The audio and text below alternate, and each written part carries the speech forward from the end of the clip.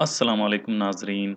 यकम रमज़ान मुबारक से ही सूरज ने आग बरसाना शुरू कर दी है और शदीद गर्मी में रोज़े रखने से जिस्म में पानी की कमी हो सकती है, क्योंकि अगर एक तरफ गर्मी और साथ लोड शेडिंग की वजह से रोज़ादार के जिस्म में पानी की कमी वाक़िया हो, तो इस हवाले से तिबी माहिरीन ने शदीद गर्मी में रोज़ादारों को आगाह किया है कि वो सहर व अफ्तार के वक़्त ज़्यादा से ज़्यादा पानी का इस्तेमाल करें, ताकि उनकी जिस्म में पानी की कमी ना होने पाए। माहिरीन ने साथ ही तजवीज़ किया है कि रोज़ेदार सहर व अफ्तार के वक्त पानी के साथ साथ ताज़ा फलों का इस्तेमाल ज़्यादा करें, जबकि दूध और दही का भी इस्तेमाल ज़्यादा करें, क्योंकि इन दोनों में पानी की ज़्यादती होती है और रोज़े के वक्त ये पानी की कमी को रोकती है।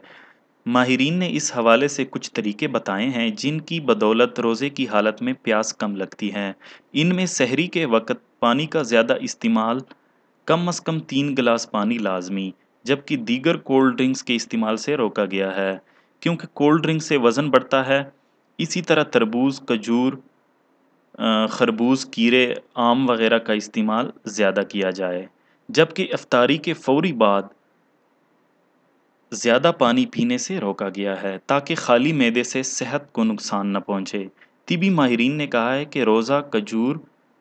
और पानी के साथ इफ्तार करें, जबकि नमाज तरावीह के वक़्त पानी का इस्तेमाल ज़्यादा करें। इस तरह रात को सोते वक़्त पानी का इस्तेमाल करें और सोते वक़्त पानी अपने साथ रखें, और जब भी आँख खुले पानी का इस्तेमाल ज़रूर करें।